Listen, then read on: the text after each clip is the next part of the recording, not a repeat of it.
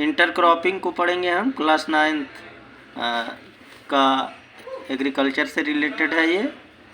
फसलांतर, intercropping में be defined as the practice of growing 2 और more crops.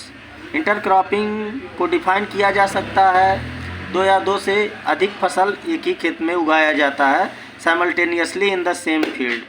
लगातार एक ही खेत में 2 या 2 से अधिक फसलों को उगाया जाता है इन ए डिफिनिट रो पैटर्न, अलग अलग रो पैटर्न को बनाकर।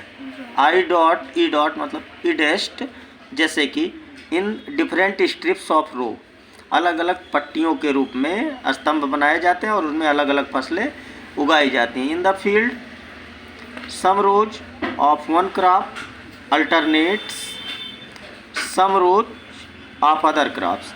एक रो में एक फसल लगाई जाती है, दूसरी रो में दूसरी फसल लगाई जाती है। इस तरह की खेती में the crops grown in intercropping must have different nutrient requirements. जो फसलें उगाई जाती हैं इंटरक्रॉपिंग में, उसमें अलग अलग तरह के पोषक तत्वों की ज़रूरत होती है। And different sowing and harvesting dates, और उनके बुआई और कटाई का समय भी अलग अलग होता है। The crop grown in intercropping include soybean.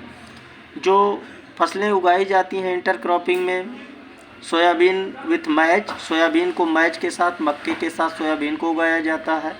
Pearl millet, बाजरा, मोती बाजरा भी इसको कुछ जगह बोला जाता है। विथ काउपी, काउपी मतलब लोबिया होता है जिसको हम राजमा कहते हैं। पर्ल मिलेट को राजमा के साथ उगाया जाता है। इत्यादि चीज़ें हैं।